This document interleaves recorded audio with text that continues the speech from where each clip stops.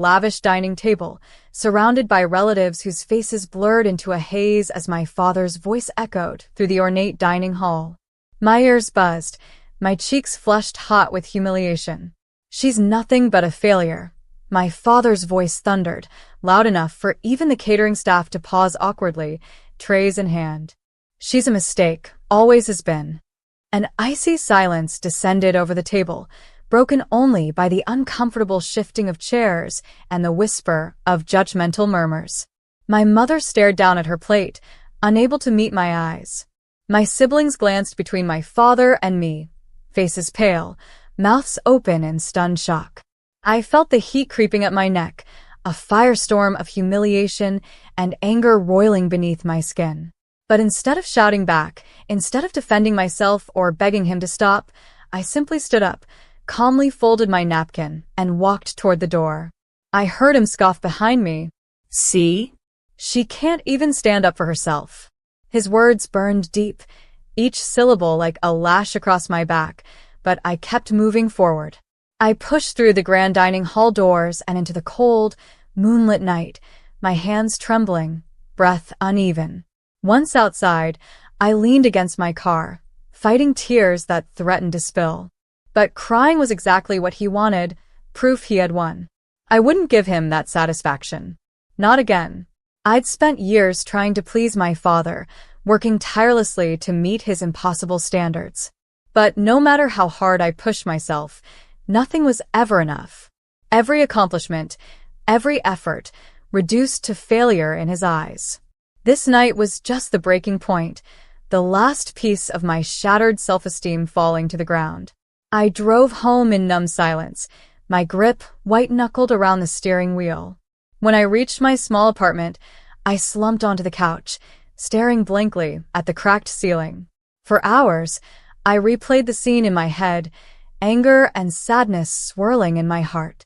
The next morning, my best friend, Lisa, called. "Hey, you okay?" I heard what happened. "I'm fine," I lied, forcing a neutral tone. But Lisa knew better. "Come on, don't let him get to you. Listen, I'm picking you up. We're going to grab coffee and figure this out together." Lisa was my rock, the only person who knew the real me beneath the carefully constructed facade. I reluctantly agreed, grateful for her support. We met at our favorite cafe, a cozy little spot where the owner greeted us with warm smiles. Lisa nudged me gently. "Cheer up. Things always get better." "Easy for you to say." I sighed, sipping my latte. I have no money, no career, no prospects. Dad wasn't entirely wrong. Lisa shook her head defiantly. "You're not a failure. You're just stuck. Maybe what you need is a little luck." She pulled out 2 lottery tickets and slid one toward me with a playful grin.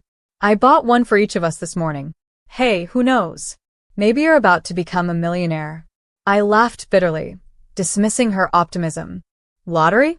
Seriously? Why not?" Lisa insisted. "It's not like things could get worse." I shrugged, humorlessly taking the ticket. "Fine. Here's to hoping." For a moment, I stared at the tiny paper in my hand. It seemed absurd, naive even. I'd always believed in hard work, in building my own success. But right now, the thought of leaving my life to chance felt oddly comforting. 2 days passed in a blur of hopelessness, replaying my father's harsh words. Yet, in a strange twist of fate, Lisa called me early Tuesday morning, her voice breathless. "Check your lottery ticket. The numbers are out." I laughed dryly, barely paying attention. "Yeah, like I could ever win." "Just do it," she urged, unusually intense. With a sigh, I opened the lottery app on my phone, punched in my numbers, and froze. My heart hammered violently in my chest, breath catching painfully in my throat. "Lisa," I whispered, my voice shaking. "What? Did you win $20? She laughed jokingly. "No. Lisa, it says I won." My voice broke. $1 million. "Stop joking," Lisa said, skeptical yet hopeful. "I'm serious." My vision blurred, tears suddenly spilling down my cheeks. I won. "Lisa, I just won $1 million." The line went silent for several stunned seconds before Lisa erupted into joyous laughter. You see? I told you. You deserve this. A powerful wave of emotions swept over me. Relief, shock, disbelief, and then determination. I'd spent my life feeling inadequate, broken under my father's scorn. But in this moment, something shifted deep inside me. I wasn't the failure he claimed. I had worth, and now I finally had the chance to prove it to everyone. Over the next 2 days, I carefully planned my next move. I avoided everyone, ignoring texts from family members offering empty apologies or prying questions. I had a new plan now, one that would finally show my father and everyone else that I wasn't just some mistake. 2 days later, I had my moment. The family had gathered again, this time at my father's sprawling mansion, supposedly for another dinner. My father's eyes narrowed when he saw me walk in, a silent question in his gaze, but I ignored it, calmly stepping to the front of the room where everyone could see me. "Ah, she returns," he sneered sarcastically. "Come back for another lesson?" "No," I replied firmly, confidence surging through me for the first time in my life. "I'm here to show you exactly who you underestimated." He smirked dismissively. What? "Did you finally get a job at a fast food joint?" My smile widened, enjoying the moment. "Actually, Dad, I just won $1 million. And guess what? I'm starting my own business, something you'll never be able to control." His laughter died in his throat as confusion rippled across his face, eyes widening with disbelief. "You're lying," he snapped, his voice trembling slightly. "There's no way." I calmly pulled out the winning ticket, holding it up for everyone to see. Gasps erupted around the table. Even my mother stared, eyes wide with shock. My father's face went pale, the smug expression melting into disbelief. "Impossible." I met his gaze steadily, feeling an exhilarating strength I'd never known before. "You called me a failure." A mistake. "But the only mistake was yours, for never believing in me." He slumped into his chair, speechless, while around me, voices rose in excited congratulations. Lisa rushed to hug me tightly, pride glowing in her eyes. "You did it," she whispered softly. I turned back to my father, watching him sink deeper into stunned silence. From now on, no one decides my worth but me. In that moment, victory wasn't just about money, it was about reclaiming myself. My father's harsh words had been the fire, igniting something powerful inside me. And now I was finally free. The only mistake was underestimating what I was capable of. I'd won far more than $1 million. I'd won back my dignity. 2 days earlier, if you told me that I'd be standing confidently in front of my family, holding up undeniable proof of my newfound fortune, I would have laughed bitterly. Life had never favored me before. I'd always been the quiet disappointment, the one who was invited out of obligation, never expectation. Yet, here I was, heart-pounding, lottery ticket still raised high, and the very people who mocked me now frozen, mouths agape. The stunned silence around the table was like music to my ears. "You're lying," my father finally managed, forcing the words through clenched teeth. "Why would I lie?" I challenged, my voice surprisingly steady. "You taught me better than that, right? Lying would be beneath even your low opinion of me." The room stirred uncomfortably. My cousins exchanged embarrassed glances. Aunt Margaret shifted uneasily in her chair. But I was past caring. They'd all silently agreed with my father's cruel words 2 nights ago. None of them had stepped in to defend me when I was humiliated, labeled a mistake in front of everyone. This was my redemption. Raw, unapologetic, undeniable. My father opened his mouth, clearly searching for something cutting to say, something to reduce me once again to his definition of worthlessness. But this time, nothing came out. For once, his booming voice failed him. For once, my quiet victory had reduced him to speechlessness. I turned away, not bothering to linger for their reactions. I'd said everything that needed saying. Outside, the cool night air brushed my cheeks, refreshing and liberating. But my triumph was tempered by the lingering pain of betrayal. Could money truly erase years of being invisible, undervalued? My phone vibrated urgently in my pocket, pulling me from my thoughts. Lisa again, her voice anxious. So? How did it go? Tell me everything. I laughed softly, the sound shaky, yet genuine. It was satisfying. She squealed on the other end. You should have taken pictures. I would have paid to see their faces. I smiled despite myself. Believe me, I'll remember their expressions forever. But even as we laughed, my thoughts drifted back to the deeper wound my father had inflicted. Money had given me the momentary satisfaction of revenge, but it hadn't healed the ache of rejection. Was this what winning felt like? I wasn't sure yet. That night, alone in my modest apartment, I sat staring at the lottery ticket. $1 million. The number looked surreal on the paper. Was this the universe's apology? A way of balancing the scales after years of pain? Or was it simply luck, cold and indifferent? I had two choices now: let my newfound fortune define me, or seize the chance to build something meaningful, something of my own making, beyond anyone's judgment. The next morning, I cashed in my ticket. The bank teller smiled warmly as the numbers transferred into my account. It felt surreal, seeing those zeros lined up behind my name. I'd gone from invisible to powerful overnight. Yet, the hollow ache of my father's words persisted, urging me forward. I spent the entire day researching investments, charities, and causes close to my heart.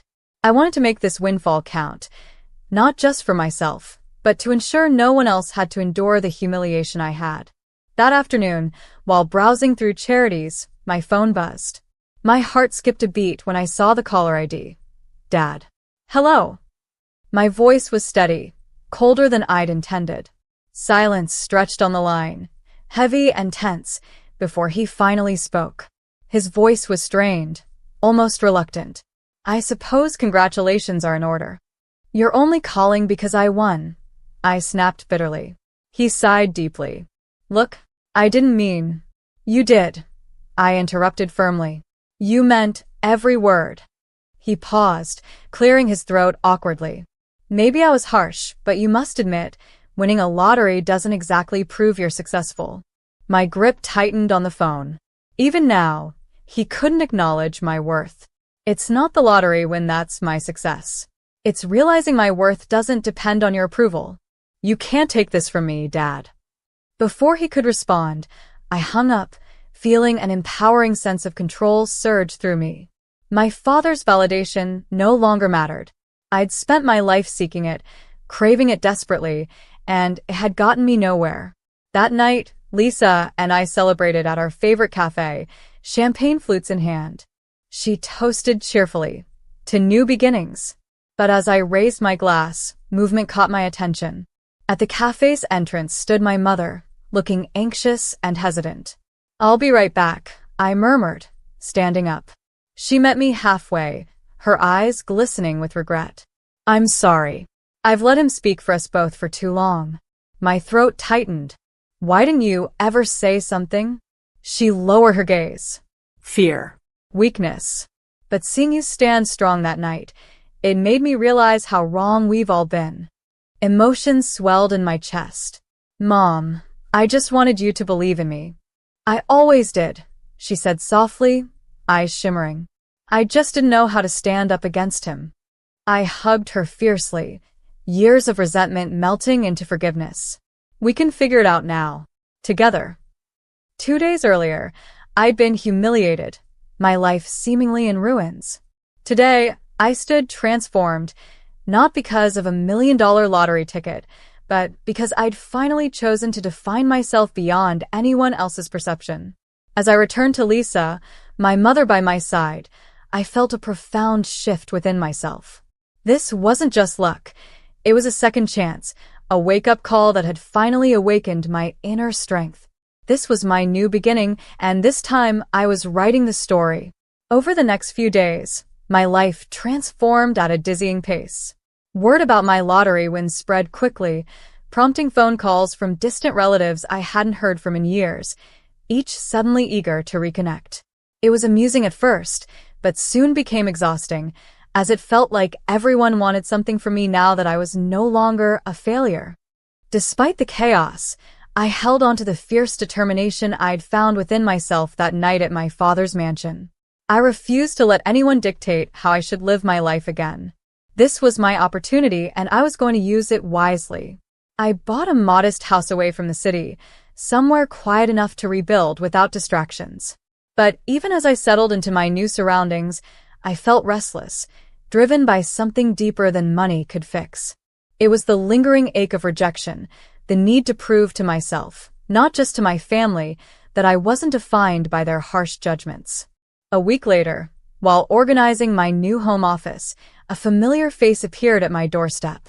It was my younger sister, Emily. Unlike the others, she hadn't reached out since the disastrous dinner. Seeing her standing there, anxious yet hopeful, softened my heart a little. "I wasn't expecting you," I said, holding the door open reluctantly. "I needed to apologize in person," she admitted quietly, avoiding my gaze. "I shouldn't have let Dad talk to you like that." I studied her carefully, sensing genuine remorse. "You could have stood up for me." She winced. "I know. I'm not proud of myself." An awkward silence stretched between us. Finally, I sighed, stepping aside. "Come in." Emily hesitated, her eyes wide as she took in my new home. "You've done well for yourself." "It's just money," I replied softly. "It doesn't erase anything." She turned to me suddenly, eyes brimming with sincerity. "I came to ask for your forgiveness, not your money. I've always admired your independence, even if I never said it. I guess I was too afraid to go against Dad." I felt a wave of conflicting emotions, anger, resentment, but beneath it, a deep yearning for connection. Emily had always been Dad's favorite, his golden child. Hearing her admit fear, vulnerability, and admiration was something entirely new. "Forgiveness takes time," I finally said, my voice gentle. "But I'm willing to try." Her shoulders visibly relaxed, a hopeful smile forming. That's all I could ask for. Emily's visit stirred something within me, a longing for genuine reconciliation, not the superficial apologies driven by greed I'd received from others. Maybe this could be the fresh start my family needed, free from our father's toxic expectations. In the weeks that followed, I poured my energy into a project I'd dreamed about for years, a nonprofit dedicated to helping young people who faced rejection and emotional abuse at home. I wanted them to know they weren't defined by the hurtful words or actions of others. I called it Second Chances, and it quickly became a haven, not only for those I sought to help but also for myself. Every person who walked through those doors mirrored parts of my own journey, the pain, the anger, the desperation to be seen. One evening, after finishing a late meeting, I heard an unexpected knock at my office door. My heart skipped when I saw who stood there, my father, looking strangely smaller, almost vulnerable. "What are you doing here?" I asked sharply, though inside I was trembling. He hesitated, clearing his throat. "I've heard about your charity. You're helping a lot of people." I eyed him skeptically. "Did you come here just to patronize me again?" He shook his head slowly. "No. I came here to say I was wrong." My breath caught in my throat, disbelief flooding my senses. Those were words I'd never expected from him. "Do you even mean that?" He took a step closer, his voice softer than I'd ever heard it. "I've spent my whole life pushing you, thinking harshness would make you stronger. But seeing how much you've accomplished, not because of me, but in spite of me, has made me realize how wrong I've been." I could barely believe my ears. My father, the proud man who never admitted fault, was standing before me, humbled. Yet, part of me resisted accepting his apology, wary of being hurt again. "You hurt me deeply," I whispered, tears rising despite my effort to fight them. "I've spent my life believing I wasn't enough because of you." "I know," he admitted, his voice breaking slightly. "I can't undo that, but I'd like to start again if you'll let me." The room seemed to shrink as I grappled with his words.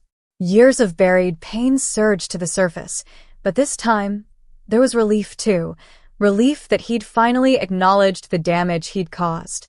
"I can't pretend everything's fine," I told him firmly. "But maybe we can find a new way forward." He nodded quietly, accepting my conditions. That's all I want. Over the next several months, my father genuinely tried. It wasn't easy. Old patterns of judgment and criticism were hard to break, but gradually, a fragile trust formed. Through uncomfortable conversations and cautious attempts at understanding, we began to heal. My lottery winnings, initially viewed as just a stroke of luck, had transformed into something far greater, a catalyst for healing, not just for me, but for those around me. My nonprofit flourished, impacting hundreds of lives. Every smile from someone I'd helped reaffirmed that this was the path I'd always been meant to follow. 1 year later, at another family gathering, this time hosted at my home, I stood up once more, this time in a room filled with warmth, not tension. My father's eyes met mine, pride finally shining genuinely in his gaze. I've learned something invaluable. I began confidently, looking around at family and friends who had come together. Success isn't defined by anyone else's expectations. It's about believing in yourself, even when no one else does. It's about kindness, second chances, and knowing your worth. The room erupted in heartfelt applause. Lisa beamed proudly. Emily smiled encouragingly, and my father simply nodded, eyes filled with a quiet respect I'd longed for my entire life. As the evening drew to a close, my father approached, placing a gentle hand on my shoulder. I'm proud of you. Truly. I smiled softly, feeling peace wash over me. Thank you. Winning the lottery had changed my life, but it was the strength I found within myself, the courage to face rejection and redefine my worth, that truly transformed everything. In the end, I didn't just surprise my family, I surprised myself. I turned my darkest moment into an empowering journey, proving that the greatest victories aren't measured in dollars, but in reclaiming our dignity, healing our wounds, and giving kindness even when it's hardest. I was no longer